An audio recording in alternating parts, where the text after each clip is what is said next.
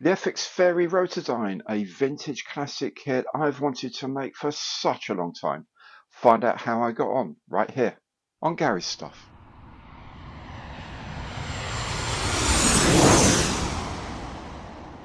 Hello there, I'm Gary. Welcome to my channel. Welcome back if you've been here before.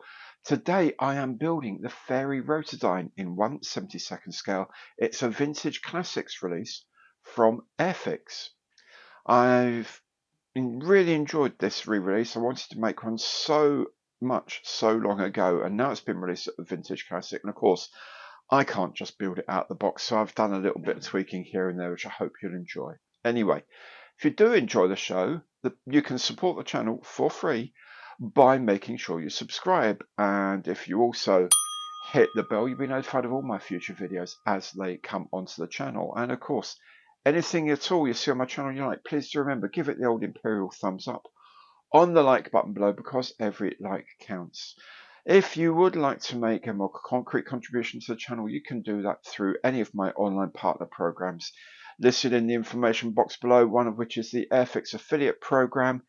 Click on the link there, go to the Airfix online store, buy whatever you like there, and at no extra cost to you, Airfix have to make a contribution to the running of this channel. And you can still use your hobby reward points and get hobby reward points, and you can also still get your 10% club discount if you are a member. Okay, let's make a start by having a quick look at the paints and products I used to make this Fairey Rotodyne in 1/72 scale from Airfix.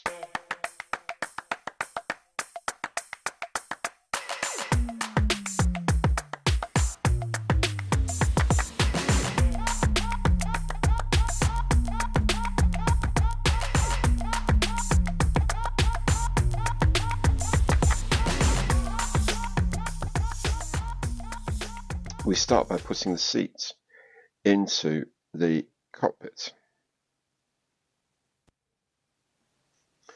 Then the cockpit floor sits onto the rear bulkhead of the cockpit, like so. And we will add a bit of glue for that. Here, this is slightly confusing. Part number 45, you add a decal to it and it magically becomes part 85 according to this, but it isn't. It is that this should be painted 85. It should be a little square like that with a paintbrush in it, not the number. Part 85 is this part of one of the engine nacelles. So ignore that. That should just be, it's painted sort of black, basically. The instrument panel goes in here. You'll notice there's a white spot in it, so I've just filled in a rather awkwardly placed ejector pin mark. So I'll put this on and then I will spray the whole thing in black and then put the instruments on. You'll notice on the back here I've just added some sort of random bits of plastic card just to make it look like some stuff. I don't know what. Radio boxes, flare lockers, anything, just to give it a bit of interest on the back, because if the doors open here, which I probably will do, then it just needs something in here, really, just a little something. I'm going to start painting these pilots now. I'm going to give them like a Middle East commands sort of sand coloured uniform. So first I'm going to put this, what is it? Tan earth. I'm going to put on first, just as a base for the paint coat. Then we put a paler colour here. I'm using light earth, and we're just going to kind of brush that over the tops here. Now this is going to dry considerably darker than it looks. Then we can start blocking in some of these other colours, like the yellow of the life vest. So what I've done here is I've painted the face with a very dark brown. I'm just going to pick out the brow, no, bridge of the nose and the cheeks, and the bottom of the chin there. And then pretty much a face, bearing in mind of course that we're actually going to be viewing this through a load of plastic. That's good enough, I think, for a pilot's face, like that. Now I've done all the colours. I've done the yellow for the life jacket, pale blue for the straps, the oxygen mask and hose is here, crash hat in white, black visor, white flying gloves, and I'm just going to let all that settle, and then I'm going to give it a wash of black, like a natural colour wash like this. It's slightly diluted and then washed over the figure, and it'll pick out all the other details that we've got in there. There you go, with the wash applied.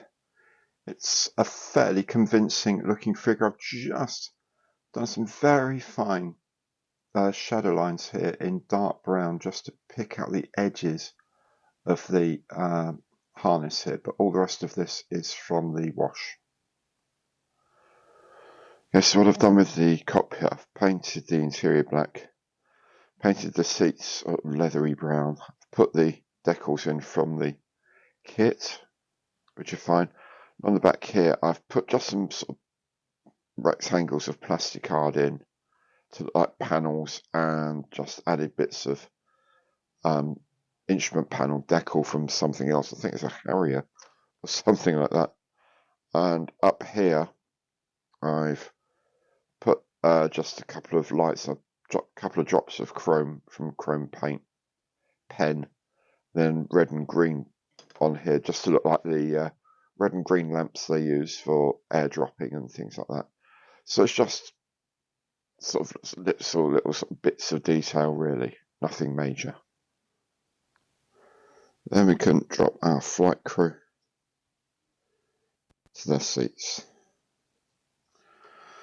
Now into the cockpit we need to put these control columns. As you can see, they are not going to go in because the figures won't let them. So on the original it says to drill a hole in the base, and the control column sort of sits like this over the legs, but these legs are too long, so what I'm just going to do is just chop the control column sort of around, maybe around there, and it can just sit on the knees and in the hands. So from a distance, from the outside, you're not going to know. You're not going to be able to see the difference. So that's what we'll do.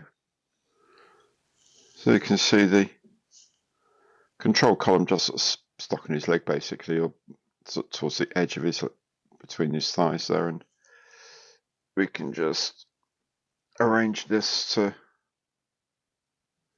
a bit more convincing, maybe. So there you go. They kind of look like they've vaguely got the control column coming through. As I say, I don't think really we're going to see these anyway, but they're there just in case we can. Alright, that's the cockpit section finished. Now we'll move on to the main body before we start putting that together. Now the inside of the main cabins here I've painted in black on both halves, and there are windows that go in. There's 10 windows each side. Just slot them in and then tack them in with a little bit of quick dry and cement. Right, I'm ready to put the two halves of the Rotodyne together. What I'm doing is, it says in the instructions to make the rotor hub and all that first and then put it in. I'm just going to put in the hub shaft here because I want to be able to take the rotor off and on again for moving it about and packing it later. So if you're not worried about that, by all means build the rotor hub. And the other thing to do is to put the cockpit, back of the cockpit door into here, and then assemble the two halves. And I'll stick the front glass on the canopy and windshield, and we'll glue that in place with some clear PVA. So I've made a plasticard sheet, cut out some sort of ribs of plastic to go along and give it just like the appearance of a deck of something. Painted it black, brush painted it with a bit of steel to make it look worn, and then that can just slot into the Rotodyne, becomes a floor, and it's at the front end as well. So just glue that in place, and then we can get on with the kit. I'm now going to mask all the transparent parts, and I'm going to use the CT scale model set. Check them out on eBay. Now all the tailplane elements tend to be in two halves. Now normally the upper part of the fin would be vertical in flight. However, when it's on the ground, it's tilted out at about 45 degrees or so because the rotor blades were quite flexible, and there's a risk of damaging the tips as they came around, clattering into the top of this. So what I've done is I've just put some little plastic wedges in. Then the top of the fin will fit like this. The bottom of the fin just fits underneath as normal. So instead of being like this, it's going to be more like this. When we put the tail on, there's the elevator to go on as well. I'm going to have the elevator down slightly. Any particular reason? No particular reason at all. Other than I kind of feel it might be like a bit of an air dam effect, maybe when the rotor's in the hover. So just because it's there, I'm going to have it slightly down. Okay, I'm going to glue the top of the fin in, but I'm not going to glue the bottom of the fin in because I need to paint various bits and pieces, so I'll leave it at that. Actually, just realised it might stop the door opening properly on the beneath, so we'll leave them flat. The two main wings each come in two halves, simply glued together like so. Tape them up and just finish off the gluing around. The engine pods, or nacelles I guess you call them, just clip together like so. Then when it's ready, just line up the pegs and put the engine onto the wing like so. The air intake for the engine goes on the front. It's got a couple of pegs that have to go on it. There we go, like so. That aligns the intake just slightly off center like that. 3. Then the body of the air inlet can go on here on the back of there and just gets glued into place. Then there are engine exhausts to put on each side of each engine. Then the wing sections, completed wing and engine section slips into the fuselage, like so. One little note of caution, you'll see here there are 2 pins and 2 holes for the pins to sit in. So there are 2 ways round these can be relative to each other. Now, if you put them in one way round, nothing lines up. It looks awful. So if that's what happened, don't think, oh my god, I've got a load of cleanup to do. Turn one of them another 180 degrees relative to the other, and then everything lines up. Then on the end of each rotor blade here, there's this little pod. It's a tip jet that's fed from the main engine, the high pressure feed from the main engine, so there's no inlet for it, but there is an exhaust, and we just bit of glue to hold these together. Well, sprayed white over the whole of the front end of the cockpit over here. I've now masked that off, so now I can attend to doing the sand camouflage over the rest of the scheme. So that's the camouflage coating done. So got the sand colour, the dark earth, the white over the canopy. I haven't taken the canopy masks off yet because the next step is to do all of the undersides in black. So now we can start putting the undercarriage in, and the gear sits into slots in the base here, in the nacelles rather. I'm just going to put some glue in, keep them in place. Then the gear doors can go on. There's one at the front here, and then there's two at the side, at the back.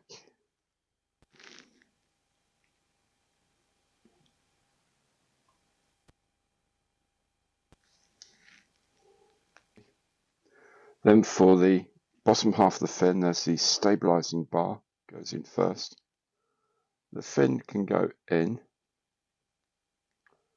to the slot like so, and then the stabilizing bar sits in its position in the cockpit, in the fuselage side. While I'm waiting for other things to happen, I'm going to do the rotor hubs and rotors.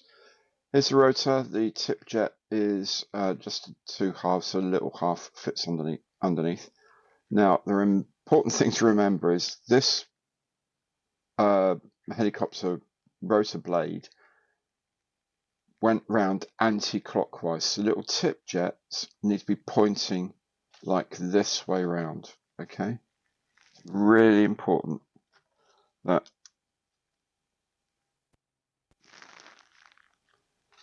so the tip jets are here, the exhaust system pushes this way round. Okay, so anti-clockwise. I'm going to put the propellers on as well now. I'm going to fit the clamshell doors on as well at this point. You see I've got a small little dowel of plastic there. That's just going to support this, and then I'll put in a couple of actuators later. I'm not going to use the Airfix ones because they just look too big and chunky. I'll put in something smaller to make it look a little bit more realistic. I don't know why I'm talking about realism on a thing like this, but there we go. Anyway, so clamshell door fits on there. I've made this loading ramp for the back of the Rotodyne. Sort of, there's just two bits of plastic card cut in half. I've put like a dowel piece in between just to give it a look of a hinge. At this end, I've sort of filed it slightly sort of flatter, sort of bit of a bevel to it there, and done strips. It's a bit like those sort of flat bits that sort of conform to the ground to make it easier to drive up. And then just a couple of rails roughly where the size of the Jeep will go. So I'll spray that black. It's not meant to be anything terribly accurate, but it looks okay. So I'll spray that black, do a bit of dry brushing on it as well, and then glue that to the back end of the Rotodyne. So, with the last decals on, the last bits and pieces on, the ramps finished and painted, and the steps done, this little Rotodyne is finished at last. I've enjoyed doing it. It's taken a long time on and off because I've had other projects to do. I will probably look at some sort of desert airbase base to put this on, and then I'll have a Jeep maybe hitting the ramp and some figures around it or something like that. But generally speaking, yeah, it is of its age. It has got a lot of fit issues, but you know what? You can still make a half decent looking kit out of it. I enjoyed it anyway. I've always wanted to make one ever since it was first released. Never got to make one when I was younger. Happy to have done so now.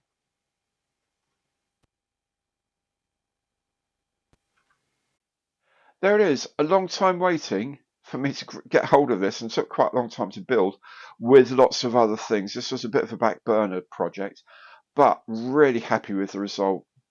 It looks pretty much as I hoped it would, and I think I may put this onto a bit of a diorama base at some point in the near future. Anyway, hope you enjoyed the show. If you did and you'd like to support the channel, you can do so for free by making sure you subscribe, hit the bell, and you'll be notified of all my future content as it's published. And anything you see on my channel that you like, please do remember, give it the old imperial thumbs up on the like button below, because every like counts. Thank you so much for watching today. Hope to see you again soon on the channel. Take good care now, and goodbye.